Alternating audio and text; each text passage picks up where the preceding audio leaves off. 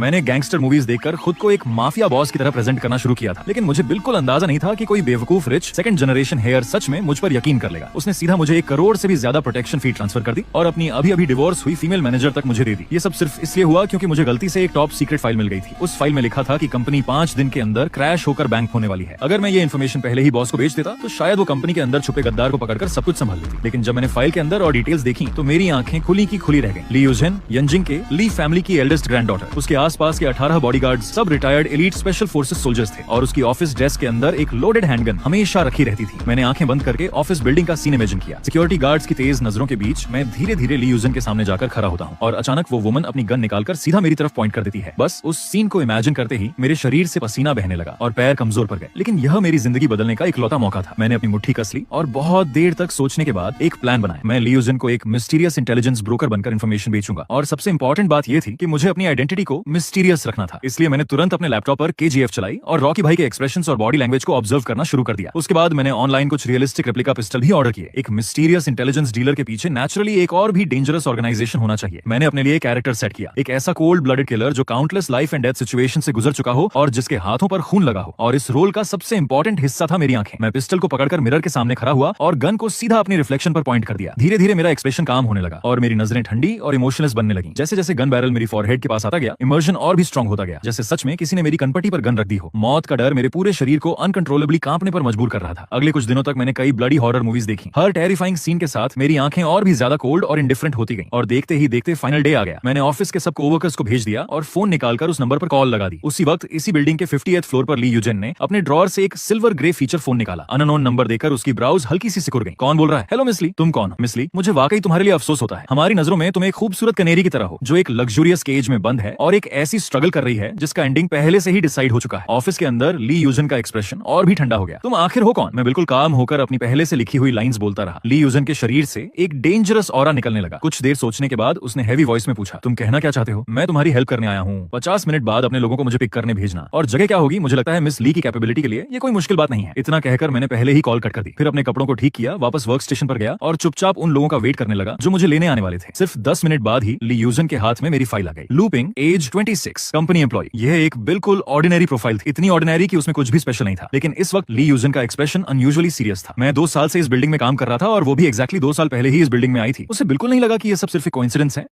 मैंने gangster movies देखकर खुद को एक माफिया बॉस की तरह प्रेजेंट करना शुरू किया था, लेकिन मुझे बिल्कुल अंदाजा नहीं था कि कोई बेवकूफ रिच सेकंड जनरेशन हेयर सच में मुझ पर यकीन कर लेगा। उसने सीधा मुझे 1 करोड़ से भी ज्यादा प्रोटेक्शन फी ट्रांसफर कर दी और अपनी अभी अभी डिवोर्स हुई फीमेल मैनेजर तक मुझे दे दी। ये सब सिर्फ इसलिए हुआ क्योंकि मुझे गलती से एक टॉप सीक्रेट फाइल मिल गई थी। उस फाइल में लिखा था कि कंपनी 5